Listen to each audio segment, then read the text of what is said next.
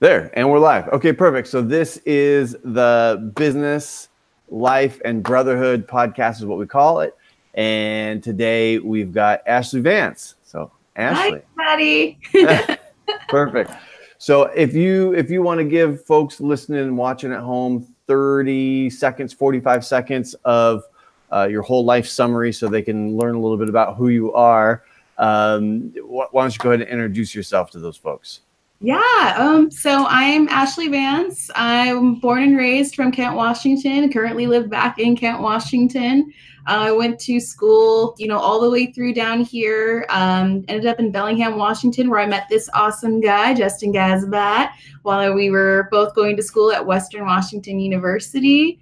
After that, I got a job in aviation up in Bellingham, stayed for a couple extra years, which was really fun, and still living the college lifestyle. Then decided to move back down closer to home in like the Everett, Seattle area where, I was still working in aviation.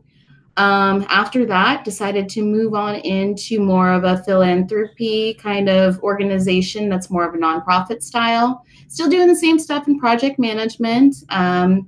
And honestly, looking to expand into maybe going back into aviation, maybe going back into integrated healthcare at this point. And yeah, just living the good life with my puppy. That's awesome. That's perfect. So I know we'll see if she barks in the background. Some yelps in the back, some good ones. So let's jump to, because that's a couple of different things, and philanthropy is very different from aviation. So if we could you tell us a little bit about how did you end up in aviation? What was your degree? Did you do like an internship, or how did you find that gig? Yeah, really good questions. So my degree actually was in business administration. Graduated from the College of Business and Economics up there in Western Washington. And just coming out of school, I wasn't really ready to join like the real world back in Seattle. I was still really interested in staying up in Bellingham and still kind of living that Bellingham lifestyle, but also still getting some sort of career experience. And honestly, it was just luck of the draw. There was a job opening at what was originally called Heath Techna.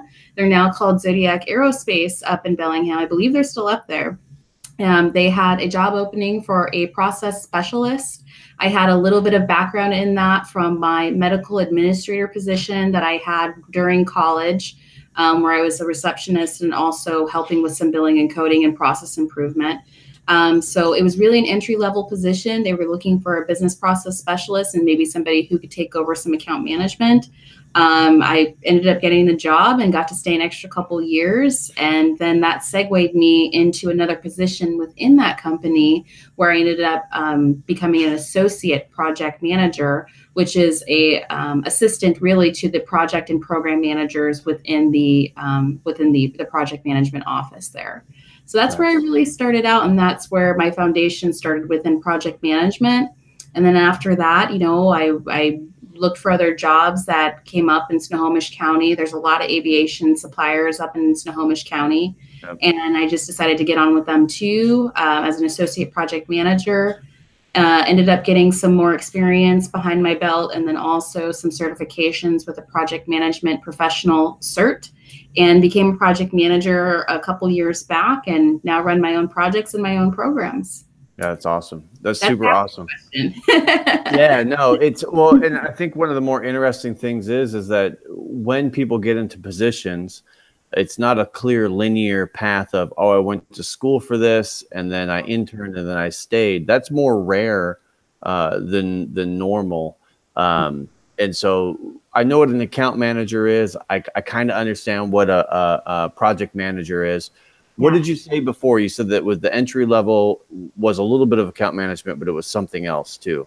Yeah, it was business process specialization. What is that? No, Ray, what is that? Like I got the title and everyone was like, what, are you like a magician? Like what does that mean? And really what it comes down to is you're looking at lean manufacturing principles. So if you, one of the best reference books I think I ever read on that was Around the Toyota Way, which is how the Toyota company changed their manufacturing principles to lean manufacturing and became one of the best cost effective and most efficient process manufacturing companies out there, building at a large level scope.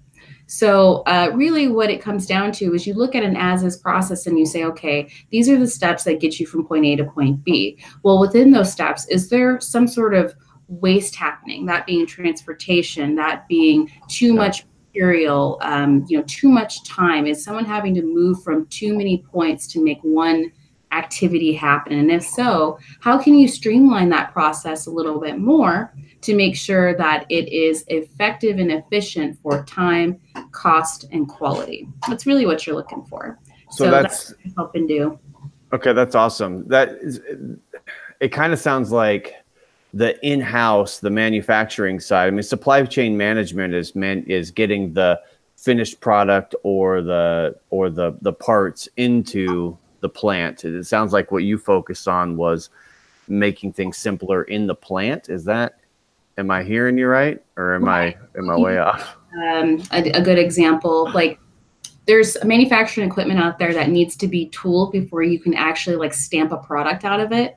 Yep. So sometimes when you're pulling out those tools, you have to make sure that you're doing it in a timely fashion. If a tool takes more than 10 minutes to set up and break down, it's probably not the most efficient. And there's probably another way to get it in and get it out of the machine faster. So that's something that you'd want to improve on to reduce your downtime on that machine equipment.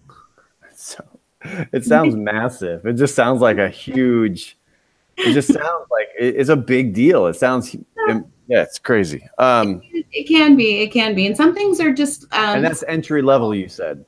Yeah. I think they really were looking for somebody who could go above and beyond an entry level position, even though it was an entry level salary. So, if you can prove yourself enough and just get your foot in the door and show something, and then move on into something else that you might have interest in. I mean, that's the way to do it. So. And then from there, you started doing real project management work with Heath Techna. Yeah. I was with Heath Techna, and then moving into that associate project management position is where things really took off for me career-wise, and I could see where I got interested in actually taking on more of a career path.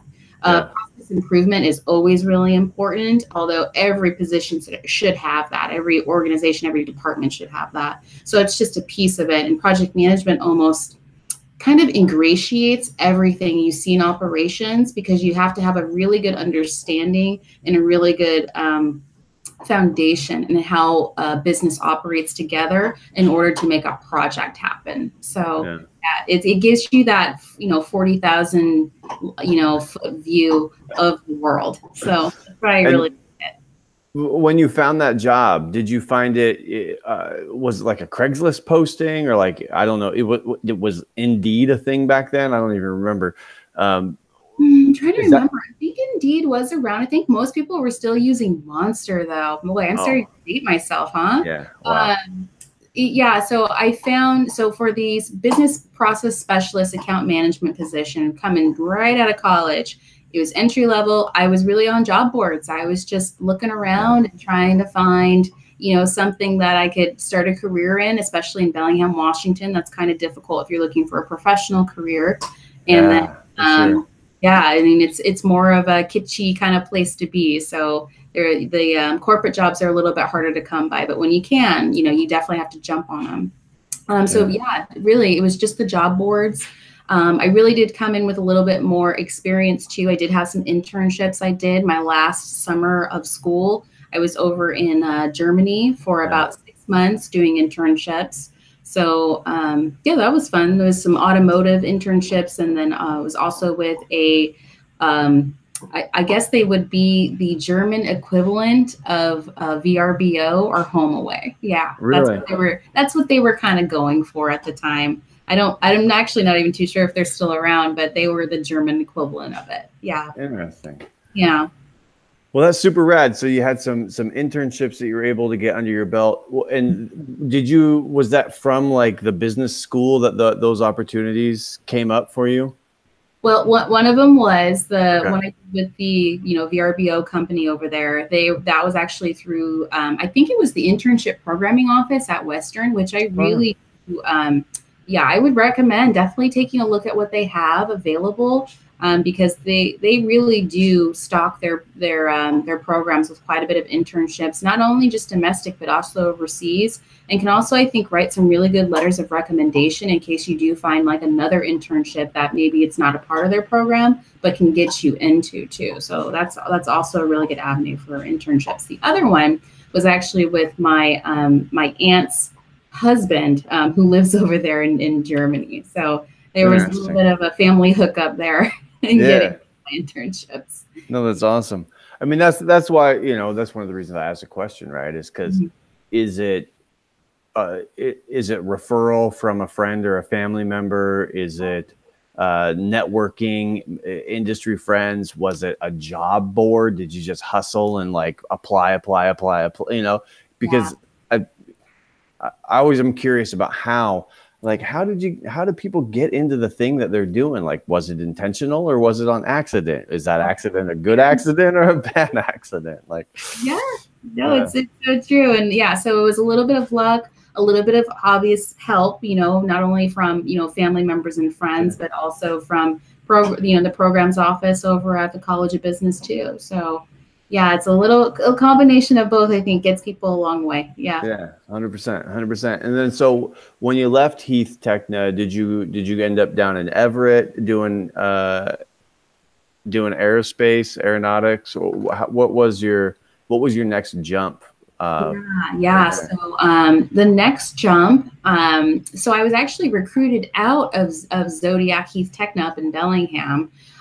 There was another associate project management position that opened in Everett at a company called BE Aerospace. They're now actually owned by Lockheed Martin. So they had a job requisition. They, you know, knew I was up in Zodiac, and they, you know, offered me a position. And, you know, after a little negotiation, I finally said, okay, and then decided to, you know, come on back down to Seattle and kind of, you know, start a new chapter of life down here. I was living in Seattle at the time, commuting up to Everett every day. Not the best, but you know, surprisingly, once you hit Seattle and you start going north, you're typically okay after Northgate. It's really that Northgate crunch is really you get held up a little bit coming back into Seattle and out of Seattle. So besides that, it was good. You know, it was a good learning opportunity. They were definitely more of a startup division of a very big company. So it was long hours. It was intense. I learned a lot though. And, you know, you learn how to deal with folks in really stressful, contentious situations quickly. So it was a really good eye opener for me, and lots of lessons learned came out of that position for sure. How did they recruit you? Did they just see you on LinkedIn, or how did that work? Yeah, LinkedIn profile. And then they just messaged me. And the next thing I know, you know, they're calling me in for an interview, and then I've got an offer letter, and boom, I'm moving. That's so crazy. Yeah. So it happened real quick.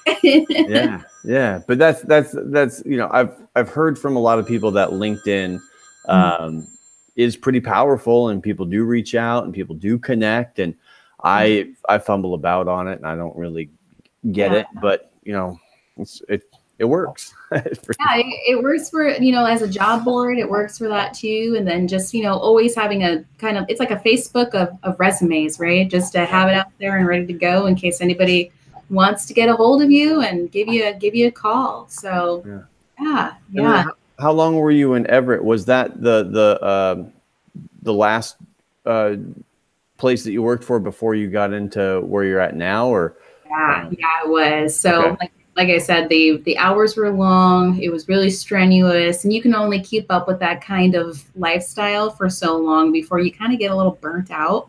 Yeah. So I decided to kind of just do a 360 and just like, you know what?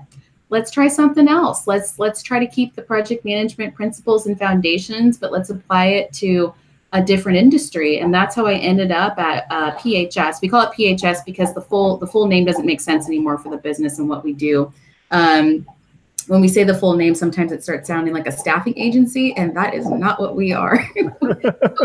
Long story short, we're a nonprofit social enterprise is what we are. So we take folks who didn't really have the best opportunities in life, and try to get them into a better place. So really that's taking folks who are maybe, coming out of incarceration, out of drug and treatment facilities and centers, and getting them housing that they need, getting them additional treatment and therapeutic support that they need, and then getting them into workforce development as well. So if there's any internship programming, apprenticeship programming, vocational schools, we definitely try to just support them as best as possible and become their safety net to make sure that they can thrive after the negative impacts they've had in life previously.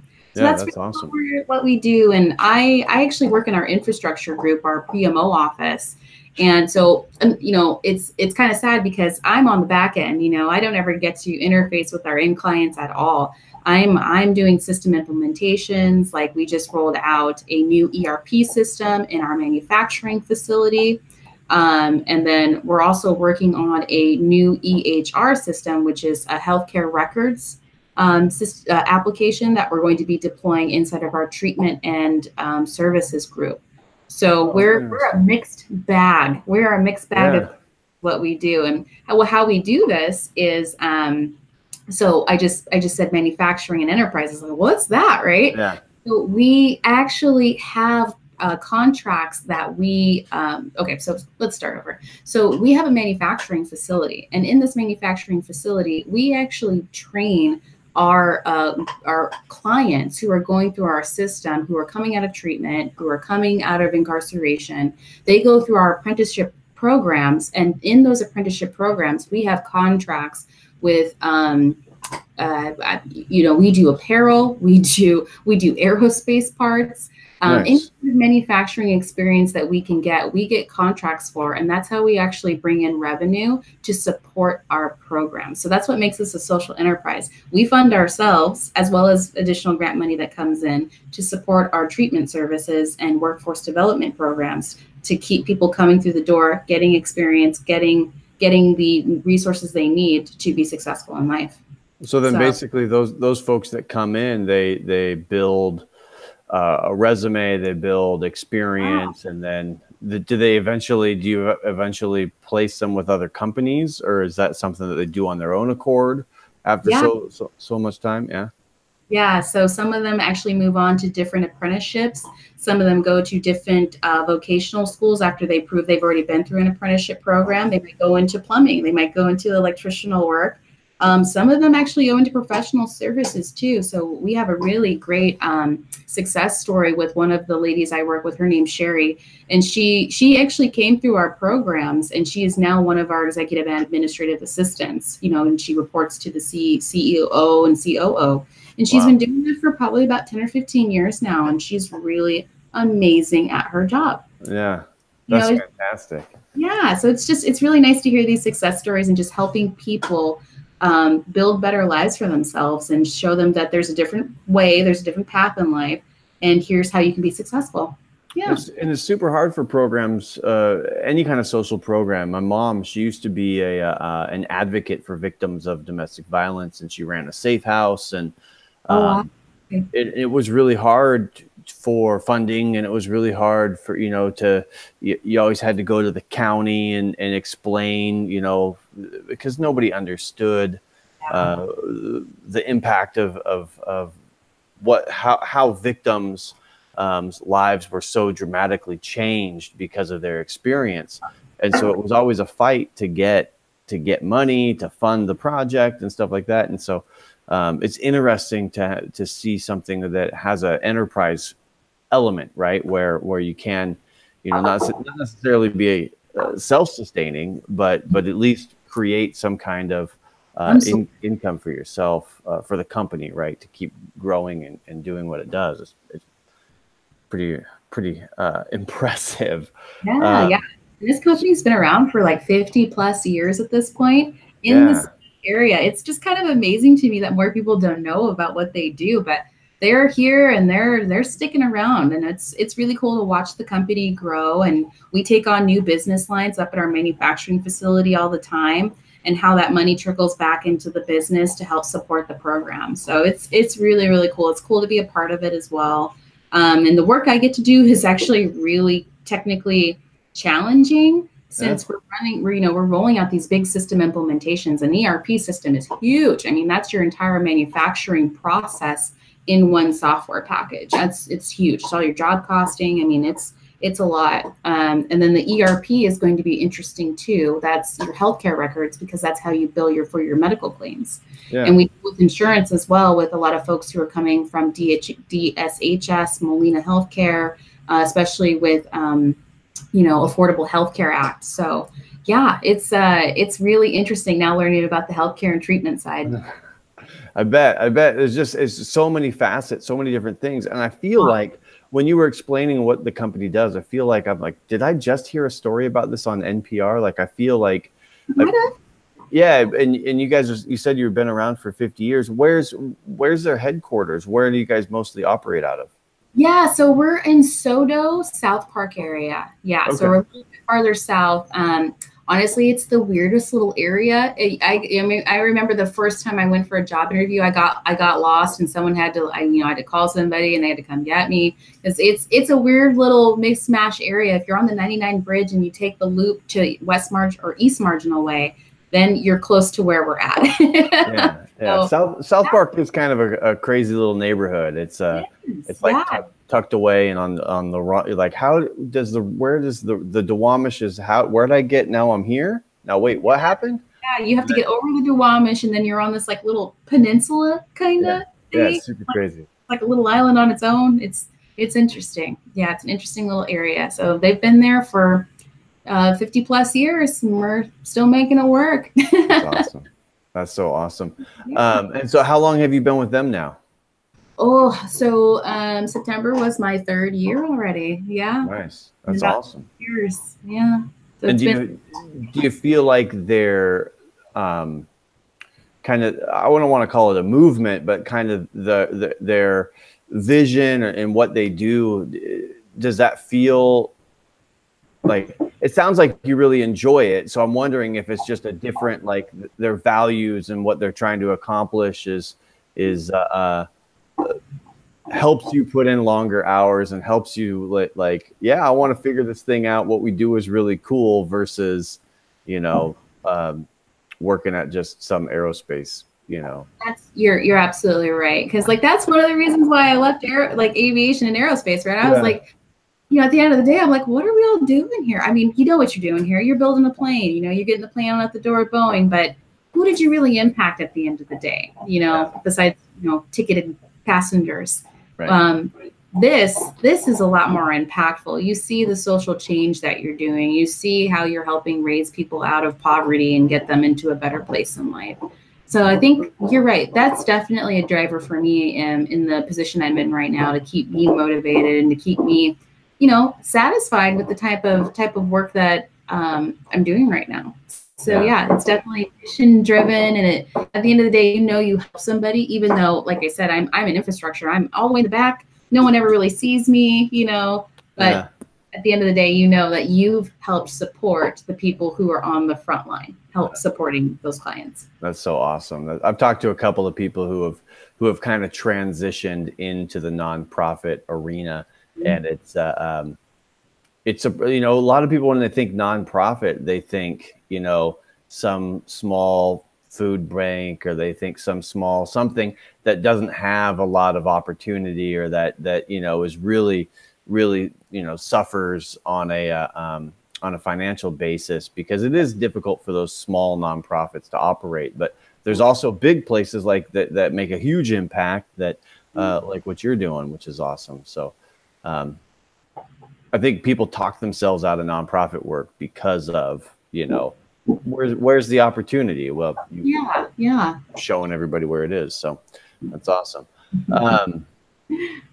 So you've been there for 3 years. Do I remember that you went back to school? I did. Yeah, I did. I had this big audacious goal again. I'm like, I'm going to do my master's. I said, so I want to take you back to when I was over at Heath Techna, now Zodiac. It's not that they didn't give me enough to do when I first started out. It's just, I don't think I was used to working just 40 hours and you're done, I'm used to like, I got to study until 2 in the morning. I got to get back up. I got to go do my medical administrator job. And then I got to go to work, and then I got to go back to school and all this stuff. So I don't think I was used to just 40 hours and then you're done, and I didn't have anything else to do. So back then, and I think that was still 2010, 2011, I was like, I need to go back and get my master's. We need to just get this done. But a lot of the programs were really intense to the point where, you still had to go get the GMAT. You were going to be putting in a lot of hours, and it had to be on campus. And it just, at the time, didn't really make sense. And I don't think I was making enough myself to actually fund it. So I decided to forego it, even though I got into Western's College of Business. And I just said, you know what, maybe not right now. And then about 2 years ago, I was sitting around, and I was busy, but I wasn't like that busy. And then that little goal came back up again. And I'm like, you know what I forgot to do? And it's almost been 10 years. I got to go get that master's degree. So then, I kick into gear. You know how I work. I kicked into gear, and I was like, I'm going to make this happen. So, I think it was January 2017. I, put in the application, and I got in May to Boise State on their remote program. And, by June, I was back in school, June of 2017, and I've just finished in August of this year. So it was about— Congratulations. That's so awesome. Yeah, it was 13 months of hell, and, and I got it done. It's done, and I got a decent GPA too. So I'm pretty happy with myself. Here, of course you did. See what's behind me right there? Yeah, boom. Yes, there it is. Yeah, that's it. That's awesome. And so let's talk about that just quickly, because you kind of had like overachiever. I don't know. Like you, no, you're right. you obviously have like a go-getter, get it done. Let's do this. We're doing it now. This is what's happening, right? Yeah. And so when you first set out to do it, the timing just wasn't right. But was it just the fact that you wrote that down as a goal that made it important to you to come back to it 10 years later? Or what about it was, hey, I'm gonna get this thing done? Yeah, I think you're right. I did write it down. And, then you find that piece of paper again, and you look at it, and you're like, oh no, like that didn't get to, and I'm such a box checker. I want to cross the thing off the list. So like I saw it on there, and it was uncrossed and unchecked, and I'm like, no. So then, my butt kicked into high gear, and I was like, oh, we're going to get this done. That's fantastic. 'Cause I mean, that's something that, a lot of people think about, and they're not really sure, and they don't know how it fits in. And a lot of people don't make it a point to go back to that goal list and be like, hey, no, I'm actually going to do this. So it's interesting to kind of hear, the thought process behind it, why you thought it was important, and what got you. I mean, there's got to be more to it than it was on a list, a to-do list. There's a little bit more. Sorry, I get like dry eye now because oh no, like my eyes start to like water sometimes. Yeah, there was a little bit more to it. I think it's really important, especially for women in this day and age, to, try a little bit harder, to push themselves a little bit farther than they have before. That was really, really big reason. And then like nobody in my family at this point had, gone above a bachelor's degree. And I'm thinking to myself, like, well, isn't it about time? Isn't it about time that, we go a little bit further and do a little bit better and strive a little bit harder? And I think that was also probably, one of those things too. It's just like, what, it's time. Somebody go get their master's degree. I'm going to do it. And maybe next generation, maybe it's my niece, maybe it's my nephew. Maybe they're going to go get their doctorates. Maybe they're not going to do any of that. But maybe we'll start a startup and become billionaires. Who knows? But it's all, I guess it's about the forward progress, I guess, is really what it came down to me. And then also because it was just a personal goal, forward progress. I think it's lead by example too. I mean, and that's like in my family, nobody had really gone to a university in the way that I did. That's why one of the reasons it was important. You know, and so I think that it says a lot about who you are as a person, and you know, wanting to accomplish that. It's not just about having that, you know, it's cool to have the diploma and have it, you know, have it on the wall, but that forward thinking, right? That no, this is a new normal for us, for our family. This is achievable. This is real. And that's as good a reason. I mean, if not the best reason to do that. So that's super awesome. Did you? How was graduation? Did you feel just so like excited and relieved and thankful and all the emotions all at once? The sad part is that since I finished in the summer, they don't do ceremony. So so yeah, that kind of sucks, right? We didn't get to do the full commencement and everything of that magnitude. Now, they said I could go in December when they do commencement. I'm like, yeah, already done. Already did it. I got it right back here already. I'm good. So yeah, there wasn't really that final, like, I guess, ceremonial, like, release. You know, it's like, but it still felt good when I opened up my mailbox and I saw it, and then I'm like, ah. Yeah, I bet it felt real good to hang it up on the wall back there. Like that was like dun, in dun, good dun. company. Yeah, it's fantastic. That was a really cool feeling. Really cool feeling. Get the document, put it on the wall. And then also when I turned in my last paper too, that's when you, like, you know, you got the mic in your hand and you just drop it. And especially when you know you nailed it too. Like, nailed it. Yep, of course. So that was also a really good milestone moment for me too. That's awesome. But so I have a lot of good things to say about the virtual programs. I think they're well worth it. You still get that whole group dynamic going too. A lot of people are like, well, weren't you just at home, like by yourself reading? I'm like, no, like definitely not. I mean, I might have been at home, but you know, they have, you know, just like this is what I was doing with my group mates. You know, we'd be on Google Hangouts. We'd be on the interface that they provide in the software we use. You know, we'd be talking all the time on the phone. Sometimes we just sit there and do our homework together because we knew we were going to have questions. You know, it was very interactive, and we could interact with the instructors as well. I mean, I had a really good time, actually. I thought it was a really great way to learn, really a lot of different methods on learning. And I think that's our lifestyles a little bit more. Yeah. You know, it's one thing to be on campus for 8+ hours after you just worked 8 hours, you know, like I need to go home, you know, I need to make food, you know. It's just a little bit more conducive to a lifestyle, you know, I guess we're millennials. I don't know. I don't believe. That's I mean, yeah, that's what they say.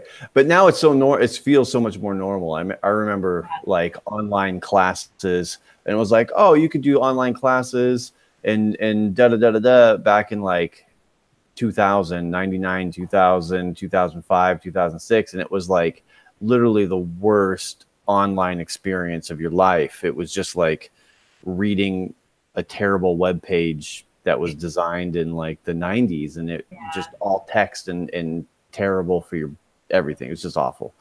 They've come a long way. Yeah, they've come a long way. They've come a long way, baby. So I've got a couple of canned questions that I ask everybody just to kind of, you know, everybody gets the same kind of thing. So it's kind of fun. So one of my first question is, now that, you know, you're in your work life and it's no more, you know, studying or school, but we never stop learning. So one of the questions I always like to ask is, who are you taking advice from? And that can be an author, books, or a podcast, or some guru, kind of you know, whatever you're into, outside of or in your workspace. But who are you taking advice from these days? Man, that's a good question. I do have some really good leadership in the organization I'm in right now. They've been really like pivotal and just kind of helping shape me in the organization and give me some good steering and guidance and mentoring as far as where I want to go next, and you know what's out there and opportunity wise, what I think you know, it might be the next move for me. As well, I would definitely say, what is that podcast? How I Built This. I've been listening to a lot of How I Built This, and I think that's, oh gosh, what's his name? Anyways, you can Google how I built this, the podcast, and it'll come up. And it is really awesome. It's about all of these entrepreneurs who've gone out and built these amazing companies. You know, this one's coming to mind because of, you know, the tragedy, but Kate Spade, she did a How I Built This podcast episode, and it was really awesome listening to how she built that company and how she made it so successful. I mean, there's just been so many people on there. The Uber guys were on there. I think they got Mark Zuckerberg on there as well. Yeah, I think they got an episode with Mark Zuckerberg, and just any big tech company at this point, I think, has been on How I Built This, and it is just a really awesome podcast. If maybe you're looking to go more down the entrepreneurship, you know, kind of side of things, and just understanding where a lot of people hit barriers, hit roadblocks. And just, you know, how these great ideas came to be and what you should be looking for in the next big great idea. Yeah. That's awesome. That's definitely probably like my favorite right now, for sure. Nice. I'll have to link it. I'll have to check it out, but I'll link it up too so other people can. There's been some people have some really good suggestions, and entrepreneurship is such like a hot thing to put in your Instagram profile right now, like entrepreneur, CEO, like this big deal. I was making fun of. It's a lot of work. That's what people need to know. Is it's a lot of work. Yeah, it really is. Running a podcast is a lot of work. So. Yeah, 100%. So up until now. Mm-hmm. If you were to go back to some seminal moment, whether it's middle school, high school, college, you know, any place in time, and you were able to give yourself 2 pieces of tangible, actionable advice to help you get to where you are faster, or help you achieve a goal of yours that you wish you would have done sooner, or to propel yourself, you know, further. What would those 2 pieces of actionable advice be?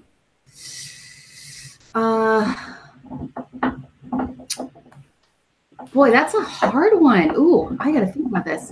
Listen to your gut. I know that sounds like so cliche, but it's true, because a lot of people, you know, everyone's going to give a little bit of advice and a little bit of feedback, which is good. You should always be open to feedback, and always be open to people, you know, giving you that knowledge about, you know, how people are perceiving you, but don't take everything to heart, I think, is really important too. So listen to your gut. Don't always, you don't have to take everybody's feedback. You don't have to take everyone's comments. You just don't. Like sometimes people mean well, but it doesn't come off right, or that's just not you. And sometimes you have to be able to say, well, you know what? I get what you're saying, but that's not me, and I'm not going to take that one. Yeah. I would definitely say that's one of them. And then also be willing to listen, but to just know when, you know, you've reached your limit, I guess. I think I like that one either. It's just, it's kind of squishy. It's okay if they're a little woo-woo. I mean, there's nothing wrong with that. But what do you mean? Like when, tell me more. Listen, but know when to stop listening. Yeah. So not that people have given me bad advice. It's just that I think everyone's got their own perspective on things. And sometimes listening to you is really important as well. Yeah. So be willing to be open and listen, but that doesn't mean you have to accept everything, I guess is what I'm saying. Yeah. I could definitely see it. You're super, you're goal oriented. As a person. And so I could see how having these big, hairy, audacious goals of I'm going to do this and I'm going to do this and going for it. And you could have those people who are probably out of love telling you, oh, have you thought about this? Have you, considered this? And oh, you shouldn't do that. Where it's wait a minute, these are my goals. I'm going to get it. I'm going. No, you summed that up really well. You're so right. And and this is a really good anecdote to how I built this too. You listen to almost all of those podcasts and all of those like great ideas people had and that they actually executed them. And you'll notice right at the beginning, what happened is everyone was like, that's never going to work. That's not going to be financially sustainable. That's the dumbest thing I've ever heard. Well, guess what? It really wasn't. Yeah. The naysaying, the contingent, right? So much. Yeah. That's so awesome. Listen to yourself a little bit more, but also be open to feedback. It's really important too. Yeah. So this tees up the next question really, really well then. So what do you think sets apart people who are successful, who do go out and achieve whatever that looks, right? Because so many people can have different versions of success, but who are successful, who, health, wealth, family, all that stuff, versus those people that like either never start or they quit or they just continue to talk but never get anywhere. Yeah. I think the difference is so here's a really great example. There's so many like amazingly smart people out there who probably do have these amazing ideas and just like, they're a well of knowledge and just smartness, but they don't have, they're visionaries. They got all these great ideas and colors and shapes, but they can't execute anything. So if you're one of those like awesome visionaries, that's fine. You be you, because you come up with all the great ideas, but you gotta find yourself an executor. You gotta find somebody who can take that idea, shape it, and formalize it and make it material. That's what you gotta have. And you gotta have somebody who's got a little bit of grit too. Yeah. Somebody who's willing to slog through it, who's willing to put in the, roll up the sleeves, put in the work and the time and get a little dirty. That's really important too. I mean, you could have all of the smarts in the world, but if you don't have those two other things, you're not going to be successful. So you got to have the full package. You do. And if you don't have the full package, go find somebody to partner and get it. I think that's why Nike's slogan is so powerful. Just do it. It's action. Yeah. Ideas never did anything. It was doing the thing that did it. I love that. Did you ever read Angela Duckworth's Grit, that book, Grit? You know what? She had a TED talk. She was on a TED Talk podcast, and I heard her synopsis of the book, and she's so right. She's spot on. Even if this person doesn't have all the smarts and the book knowledge and all of that, if they show the grit and they show they're going to work hard, work smart and hard, that's the person you should go with. She gave a great synopsis in that TED Talk too about what was it about, when you're looking at resumes. Well, okay, this person went to Dartmouth and they came from an Ivy League, prep school and all these things. And here's the other person who came from like Inglewood, California. But, you can tell they've been putting in the time and the effort to learn and bring themselves up, and that they've got that grit. Well, who do you go with? Who do you think is going to be a harder worker? So it's super important. Yeah. The book's really good. If you should catch it on Audible or something. It's pretty amazing the people that she's talked to. And I think in that TED Talk too, she made fun of people who were like doing karate because that wasn't tough enough, or Muay Thai or something like that, wasn't it? Yes, she did. That's awesome. Not tough enough. Yeah, you guys aren't tough. Sorry. Grit. So funny. Okay, so is there, outside of work, where, for the people listening and watching at home, if they were to run into you at some, extracurricular outside of work place, where were they most likely to find you? Oh, wow.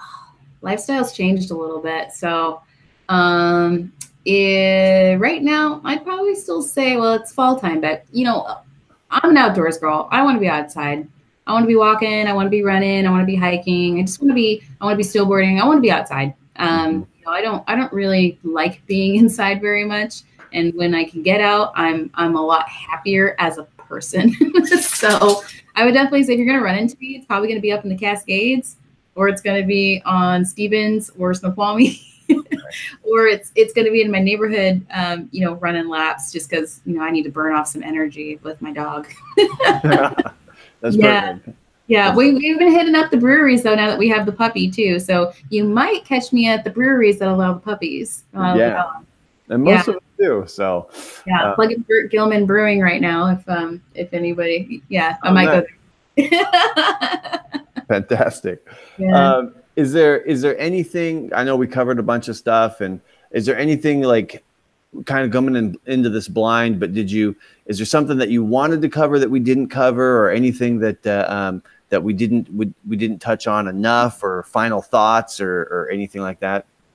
I'm glad we went back to the grit conversation. I think it's just like so important for people to hear. Like, you want to make it happen, make it happen. Like, no one's going to do it for you. And if you don't feel like you've got the skill sets, go get them. So I think that is like just so pivotal with being successul. I think. That's her concept of having a gritty thing. You have to have, just get one, like I think she has kids. She talks about like having, like, okay, what's your gritty thing? You're going to do something, whether it's going to be soccer or karate, or having, you know, kids and do that.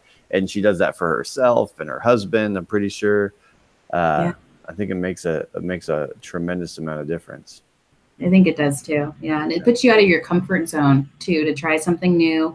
And, you know, you're not going to have all the answers. You're not going to know everything, and you're going to have to take some risk, and that's okay. You know, at least you took the opportunity versus just kind of letting it fall through the cracks. And you can say, hey, at the end of the day, at least I tried, you know?